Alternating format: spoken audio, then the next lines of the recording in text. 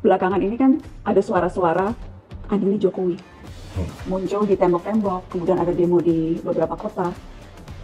Kemarin ada konvoi juga di Solo, suaranya seperti itu, adili Jokowi. Bapak melihatnya bagaimana? Setelah 2 kali membuat semacam pernyataan dan juga tindakan yang akhirnya membuat Pak Jokowi sedikit tersudutkan atau menjadikan Pak Jokowi menjadi sarang cemoohan banyak orang, Najwa Shihab akhirnya bertemu lagi dengan Pak Jokowi. Ini menurutnya adalah undangan Pak Jokowi, tapi apakah kemudian ia juga mengambil kesempatan untuk merehabilitasi nama besar seorang Najwa Shihab yang tadinya diributkan oleh netizen oleh karena 2 hal yang paling viral. Pertama adalah ketika kemudian ia mengeluarkan semacam peringatan darurat dengan gambar Garuda biru putih, seolah-olah saat itu ketika Pak Jokowi masih menjadi presiden, kemudian ada gerakan politik di DPR RI kita di mana menjelang pilkada akan ada semacam menentang atau merevisi, atau bukan merevisi, tepatnya tidak mengikuti apa keputusan MK terkait ambang batas pencalonan kepala daerah. Nah, itu kemudian dinilai ada cawe-cawe Pak Jokowi di situ. Najwa Shihab dengan ributnya membuat semacam peringatan darurat kepada seluruh bangsa yang dinilai memprovokasi sehingga menjadikan Pak Jokowi sebagai objek yang akhirnya dibenci dan juga dikritik oleh banyak kalangan. Problem yang kedua adalah Najwa Shihab itu mengeluarkan pernyataan bahwa Pak Jokowi yang tadinya mau pulang dengan pesawat komersil atau menggunakan kendaraan di darat, tapi kemudian diberikan kesempatan menggunakan pesawat TNI AU untuk berangkat pulang ke Solo. Nah, bahasanya Najwa Shihab menyebutkan bahwa Jokowi nebeng dengan pesawat tersebut. Sontak masyarakat, netizen kemudian mengkritik dan juga menghujat habis-habisan kepada Najwa Shihab. Pasca itu, sunyi seorang Mbak Nana. Kita bahas.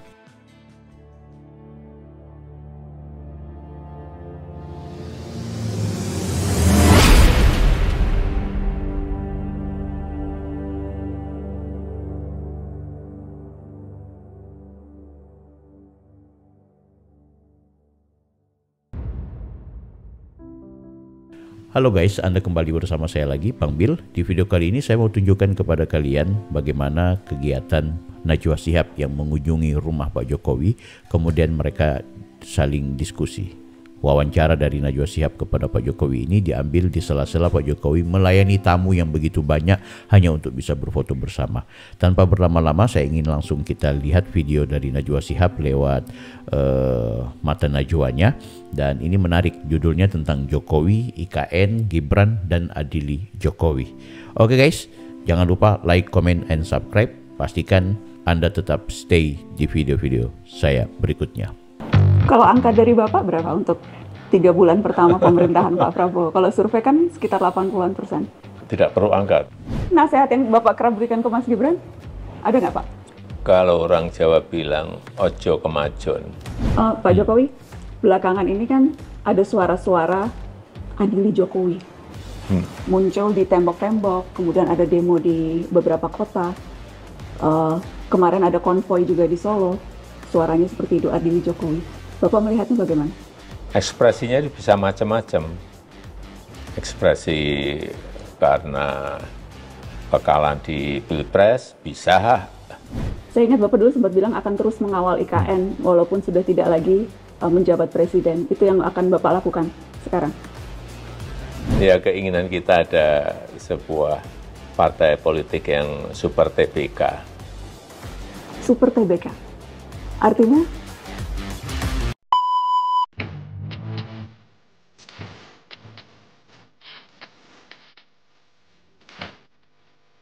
Terbang ke Solo beliau. Saat ini saya sedang berada di Solo, memenuhi undangan Presiden ke-7 Joko Widodo untuk bertandang ke rumahnya. Memenuhi undangan Presiden Joko Widodo bertandang ke rumahnya. Berarti memang Pak Jokowi yang mengundang Mbak Nana. Pelajaran penting kita, walaupun Pak Jokowi udah pernah dibuat kayak semacam ya menjadi orang yang menjadi objek tumpuan kritik banyak orang, Pak Jokowi tetap mengundang Mbak Nana gitu. Tapi apakah Pak Jokowi tiba-tiba nelpon Mbak Nana? Atau jangan-jangan ada juga pengajuan atau permohonan untuk diagendakan bertemu dengan Pak Jokowi. Karena barangkali Mbak Nananya mengundang ke Narasi atau ke Mata Najwanya, tapi Pak Jokowi tentu nggak bisa berangkat. Dan akhirnya diundang. Tapi nggak tahu lah. Kita ikuti aja dulu ya. Saya akan berbincang dengan Pak Jokowi seputar kondisi terkini negeri. Juga isu-isu hangat yang menyoal dirinya belakangan ini. Sebagian dari isi perbincangan akan saya bagi di Mata Najwa.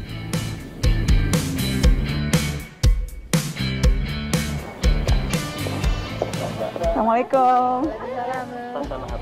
Oh iya. Assalamualaikum. Pak Jokowi apa kabar? Baik. Sehat-sehat Pak? Sehat. Alhamdulillah. Makasih banyak Pak undangannya Pak. Terima kasih. Aduh. Saya di sini. Terima kasih Bapak. Saya tangan sebentar ya. Iya, silakan Pak. Itu 5 menit. Iya Pak. Saya boleh lihat Pak? Iya Pak.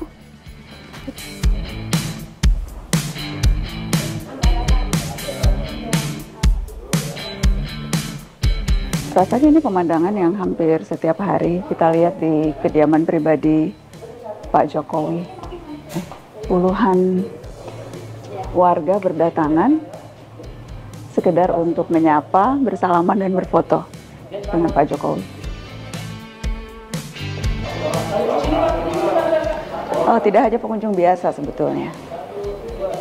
Pejabat juga kerap kali datang ke kediaman Pak Jokowi. Sebutlah Menko Pangan Zulkifli Hasan, Menteri Kehutanan Raja Juli Antoni, Menteri Koperasi Budi Ari. Kedatangan pejabat mantan Menteri Pak Jokowi yang sekarang menjadi Menteri di pemerintahan, akhirnya memang menimbulkan spekulasi soal cawe-cawe Pak Jokowi katanya. Itu nanti akan saya tanyakan ke Pak Jokowi.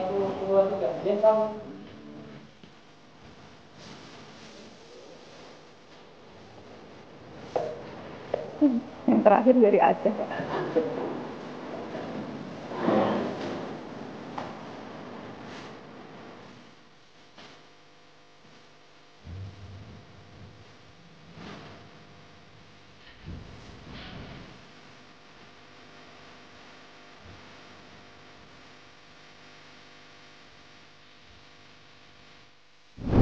Saya kemana? Ke Mbak Nana. Saya itu Pak, kayak ngobrol biasa aja Pak. Pak Jokowi kemarin baru pulang dari Uni Emirat Arab. Apa yang paling menarik Pak dari perjalanan itu Pak? Iya, ada undangan private meeting tertutup dengan kira-kira 26 pemimpin yang di situ kita berbicara mengenai robotic revolution, mengenai AI revolution, mengenai Life 2.0, saya kira sesuatu yang sangat menarik dan itu akan betul-betul akan merubah dunia. Mungkin 5-10 tahun yang akan datang akan ada masyarakat robot yang sangat besar sekali karena revolusi robot dan revolusi AI ini akan betul-betul datang, akan terjadi. Jadi fokusnya itu di sana dengan private meet, memang pertemuan tertutup ya Pak? Karena sangat tertutup, sangat tertutup. Yang hadir siapa saja Pak? Kalau dari pemerintahan, mantan Perdana Menteri Australia, ada Kevin Rudd, kemudian mantan Perdana Menteri Inggris, Tony Blair, dan saya. Yang lain-lain pemimpin-pemimpin tech company yang banyak. Pak Jokowi memang sudah merasa betul-betul masuk masa pensiun atau masih ingin produktif Pak? Ya kalau produktif apapun kita ingin, masa hidup harus kita isi dengan produktivitas yang semaksimal mungkin. Harus produktif, hidup itu harus produktif. Dan itu yang berusaha Bapak lakukan sekarang? Ya, mungkin hal kecil-kecil tapi ingin saya lakukan. Saya pada mau mampir ke Solo. Oh, gitu kan ya. Mau apa mampir ke Solo? Beliau mau cawe-cawe. Bukan saya. Beliau. Cawe-cawe bahasa apa coba?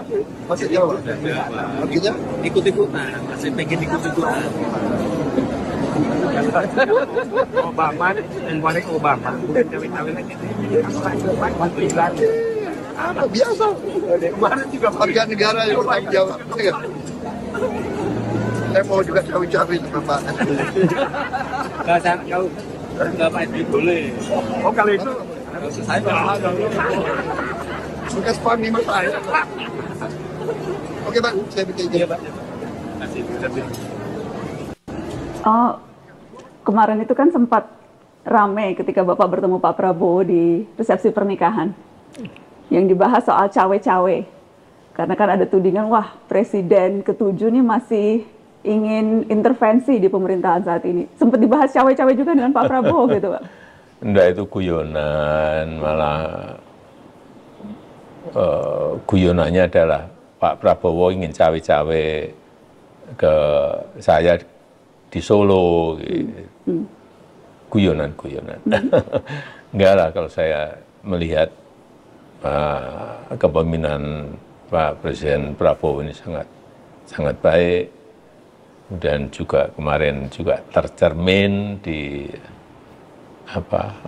kinerja approval rating di 80,9. Artinya dukungan masyarakat sangat baik. Dukungan parlemen juga dari DPR juga sangat besar. Saya kira beliau pemimpin kita saat ini sangat baik. Kalau angka dari Bapak berapa untuk 3 bulan pertama pemerintahan Pak Prabowo? Kalau survei kan sekitar 80-an%. Sangat baik. Tidak perlu angka, tapi sangat baik. Sangat baik.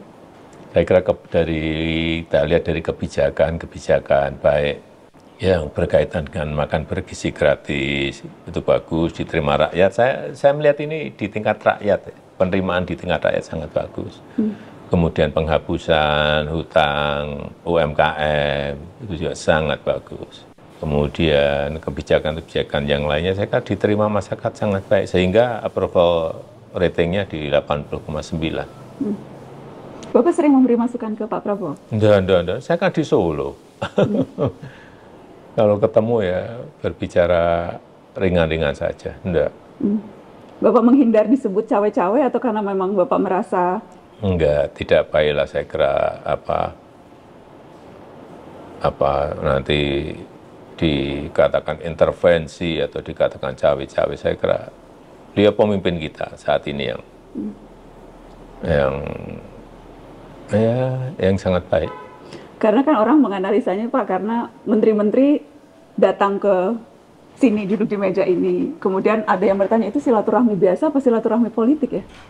Ya silaturahmi biasa, ada yang kangen karena belum pernah ke rumah, karena juga udah 3 bulan nggak ketemu, ya ingin mengabarkan. Tapi tidak ada pembicaraan politik biasanya? Nggak ada. Betul, nggak ada. Kalau Mas Gibran gimana Pak? Bapak memberi masukan juga ke Mas Gibran? Nggak pernah. Mas Gibrannya juga tidak pernah meminta masukan? Sama sekali. Itu tipikal Mas Wapres kan seperti itu. Menilai kinerjanya juga sangat baik, seperti Pak Jokowi melihat Pak Prabowo sangat baik? Ya, itu masyarakatlah yang menilai, jangan saya. Bapak nggak enak menilai karena anak sendiri? Masyarakat yang menilai. Tapi nasihat yang Bapak kerap berikan ke Mas Gibran, ada nggak Pak? Dari pengalaman Bapak menjadi orang nomor 1 dan melihat orang nomor 2? Kalau orang Jawa bilang ojo kemajon, udah itu aja. Ojo kemajon.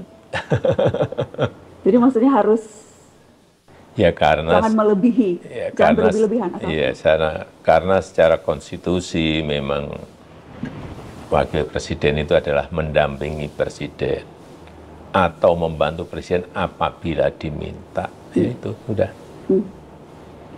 Jadi jangan menonjolkan diri gitu ya Pak. Ojo kemajon.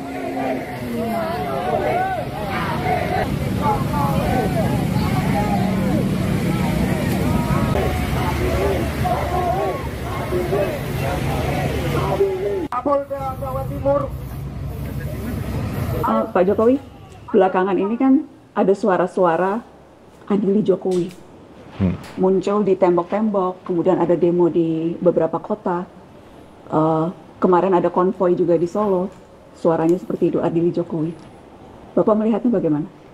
Ya itu kan ungkapan ekspresi kan. Ekspresinya itu bisa macam-macam. Ekspresi karena kekalahan di Pilpres, bisa ekspresi karena kejengkelan terhadap sesuatu, bisa. Saya kira ini negara demokrasi. Saya kira ya biasa-biasa aja kalau saya menanggapinya. Bapak tidak terlalu memikirkan itu? Enggak.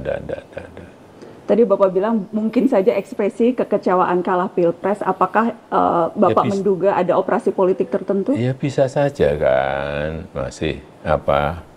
masih ada yang belum move on, sehingga berusaha untuk mendowngrade. Ya, kalau saya biasa.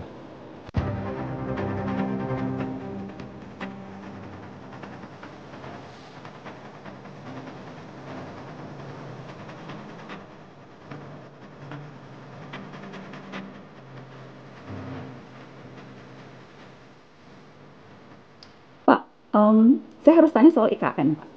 Karena efisiensi anggaran yang dilakukan pemerintahan saat ini tentunya akan berdampak pada pembangunan infrastruktur termasuk IKN. PNS juga yang rencananya pindah ke IKN ditunda. Apakah Bapak khawatir proyek IKN ini akan mangkrak, Pak? Enggak. Sekali lagi ya, di IKN ini adalah rencana lama. Rencana lama dari Presiden pertama kita, Insinyur Soekarno. Kemudian kita eksekusi.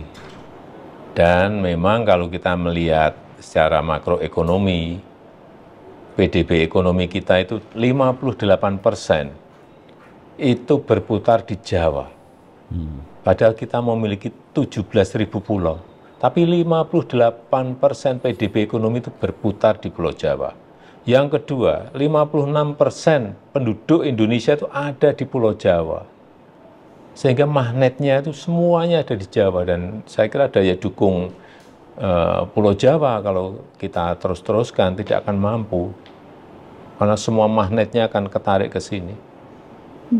Yang pertama. Yang kedua, memang kita ingin merancang sebuah ibu kota politik di luar Jakarta. Kalau di Amerika ada New York, ada Washington DC, di mana Australia, ada Sydney, ada Canberra. Kenapa kita tidak merancang itu? Bahwa sekarang terlihat tidak berjalan sesuai dengan target, karena ada banyak target-target yang tidak terlampaui. Itu pertanyaannya, Bapak tidak melihat ini potensi mangkraknya besar? Oh, enggak. Sekali lagi, IKN ini adalah proyek jangka panjang. Bisa 10 tahun, bisa 15 tahun, bisa 20 tahun. Ini ibu kota yang pindah. Mau pindah rumah aja ruwetnya seperti itu, apalagi ini mempersiapkan perpindahan ibu kota. Jadi kesiapannya kan memang harus betul-betul sempurna betul baru pindah. Misalnya ASN kita mau kita pindah, sekolah anaknya siap belum? Kalau sakit, rumah sakitnya siap sudah beroperasi belum? Kan semuanya harus dihitung. Kalau ingin belanja, pasarnya siap belum? Supermarketnya ada atau tidak? Kan semuanya harus disiapkan semuanya, tidak semudah itu. Jadi Bapak memahami kalau memang sekarang targetnya banyak penyesuaian-penyesuaian termasuk karena efisiensi anggaran yang dilakukan pemerintah. Sekali lagi, pemerintah. ini pindah ibu kota. Jadi Pak Soni, nanti saya ke sini nginep sudah tidak sebagai presiden, itu sudah berarti sudah jadi 15 bulan. Dan akan saya lihat terus, meskipun saya nggak jadi presiden, akan saya ikuti terus. Saya ingat Bapak dulu sempat bilang akan terus mengawal IKN walaupun sudah tidak lagi menjabat presiden. Itu yang akan Bapak lakukan sekarang? Ya bukan mengawal ya, mengingatkan bahwa IKN ini sudah ada undang-undangnya, sudah disetujui oleh 93% fraksi yang ada di DPR. Saya rasa semuanya sudah berjalan sesuai dengan tahapan-tahapan yang ada. Pak, mengenai anggaran itu keputusan dari Bapak Presiden dan pemerintah sekarang.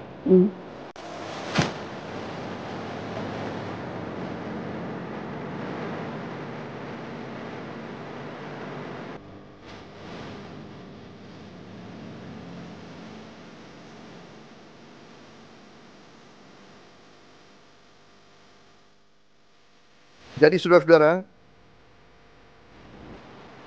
saya tegaskan kembali bahwa hal-hal di luar itu yang bersifat seremoni, upacara, merayakan ulang tahun ini, ulang tahun itu, hari ini, hari itu, kita tidak anggarkan. Perjalanan dinas dikurangi. Saya potong setengah. Dengan setengah kita bisa menghemat 20 triliun lebih. Kalau kita hitung 20 triliun, berapa puluh ribu sekolah, gedung sekolah bisa kita perbaiki. Jadi saya katakan benar-benar bahwa saya sangat serius dalam hal ini. Karena efisiensi anggaran yang sampai 300 triliun total dari kementerian-kementerian maupun juga dari daerah. Bapak melihat langkah itu seperti apa, Pak? Ya, efisiensi anggaran itu bagus. Bagus. Memang perlu dilihat anggaran-anggaran yang tidak efisien memang harus dipotong, tetapi juga melihat urgensinya. Apakah misalnya kayak SPJ itu kalau dipotong terlalu banyak bisa mempengaruhi okupansi hotel, bisa mempengaruhi jumlah penumpang pesawat, larinya bisa kemana-mana. Tapi apapun efisiensi harus dilakukan. Pak, tapi harus dilihat secara hati-hati. Supaya multiplier efeknya tidak justru malah kontra terhadap rencana pembangunan, begitu ya? Iya, kira-kira itu. Pak, pengalaman kemarin di Pilkada itu membuat Bapak ingin untuk masuk lagi partai politik atau justru membuat Bapak merasa sudahlah tidak perlu lagi terlibat politik elektoral? Enggak lah, kalau produktif, hidup itu harus produktif, tapi untuk berpolitik lagi saya harus berhitung panjang. PAN mengajak, Golkar berharap, Gerindra menyebut. Bapak ada ketertarikan untuk menerima? Belum berpikir ke arah sana. Belum berpikir ke arah sana. Atau ketika Bapak bilang partai perseorangan itu maksudnya apa, Pak? Partai perseorangan? Kan Bapak sempat waktu itu juga menjawab partai perseorangan. Ada ide partai politik gaya baru mungkin dari Jokowi? Baru dimatangkan. Baru dimatangkan. Jadi kita masih bisa menunggu ya, Pak? Baru dimatangkan. Prepare ya, keinginan kita ada sebuah partai politik yang super TBK. Super TBK? Artinya? Ya, dimiliki oleh seluruh anggota. Kalau yang sekarang dimiliki segelintir orang, Pak? Saya nggak ingin berbicara mengenai itu. Karena super TBK kan berarti terbuka. Semua orang berhak untuk merasa atau paling tidak punya kepemilikan terhadap partai politik. Itu partai politik yang ideal menurut Bapak? Idealnya seperti itu. Partai politik yang ideal memang seperti itu. Ke depan saya kira seperti itu. Itu yang akan Bapak dirikan? Enggak, itu baru dalam pemikiran. Ini kan saya mancing-mancing, Pak.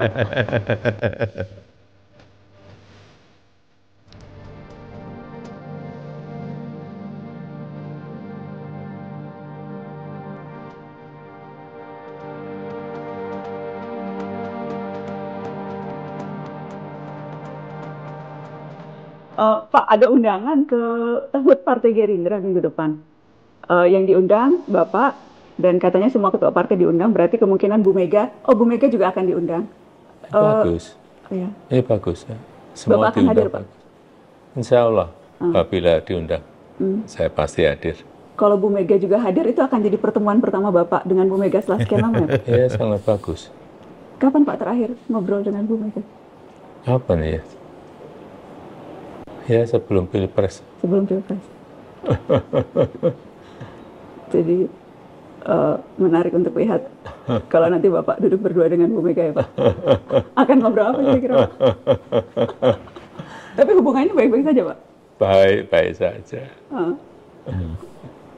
Bapak kalau udah senyum-senyum gini. Baik, Pak Jokowi, terima kasih banyak Pak sudah mengundang ke Solo. Mudah-mudahan ada lain waktu saya bisa. Saya heran kok. Kenapa ya diundang ke Solo atau ke rumah itu digaris bawahi terus sama Mbak Nana? Karena Bapak lebih panjang ya Pak? Bisa, karena masih banyak pertanyaan-pertanyaan. Saya dari tadi dikasih kode sama Bang Syarif tuh Pak di situ. Ini karena saya bandel aja, jadi saya nanya terus, tapi saya tahu Bang Syarif tuh. Coba tolong disorot Bang Syarif. Tuh, saya yang bandel nanya-nanya terus. Mudah-mudahan ada waktu kita berbincang lebih panjang ya Pak Jokowi. Kita siapkan. Kita diskusi. Kita siapkan, insya Allah. Terima kasih banyak Pak undangannya. Terima kasih Mbak Nana. Terima kasih. Terima kasih.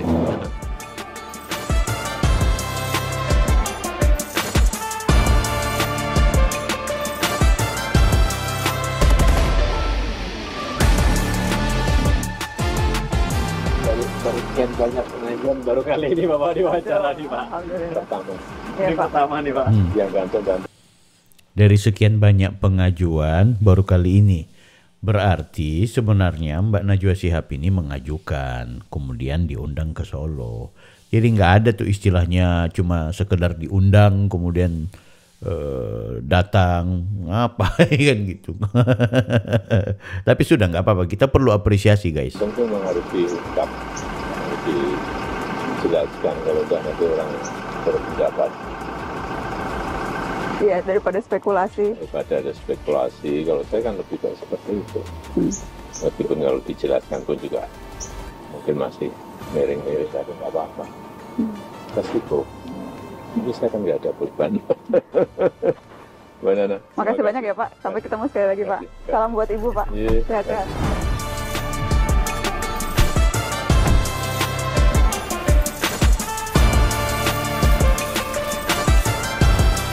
Insya Allah Pak. Makasih banyak. Assalamualaikum Bang. Saya berbincang panjang. Total kurang lebih 2 jam dengan Pak Jokowi. Sekelumit dari perbincangan on the record sudah teman-teman simak barusan. Itu adalah wawancara eksklusif perdana sejak ia mengakhiri jabatan sebagai presiden. Pada saat berpamitan gantian, saya yang mengundang Pak Jokowi untuk hadir ke narasi. Karena masih banyak. Pada saat berpamitan, saya yang gantian mengundang Pak Jokowi untuk ke narasi. Setidaknya aku hitung sedikitnya 3-4 kali ya beliau bilang mengucapkan terima kasih atas undangannya. Nah sementara ajudannya Pak Jokowi sampaikan dari sekian banyak pengajuan baru kali ini loh. Oke guys, Anda bisa berkesimpulan tentang apa yang menjadi pertanyaan-pertanyaan penting publik selama ini. Itu sudah terwakilkan oleh wawancara eksklusif yang dilakukan oleh Najwa Shihab kepada Pak Jokowi. Nah sekaligus kita juga belajar tentang bagaimana kebesaran jiwa seorang Pak Jokowi yang kemudian menerima Najwa Shihab yang notabene-nya sebelumnya itu membuat Pak Jokowi itu menjadi objek persoalan ketika peristiwa MK yang Najwa Shihab mengeluarkan semacam peringatan darurat yang akhirnya memposisikan Pak Jokowi seolah-olah sebagai biang kerok.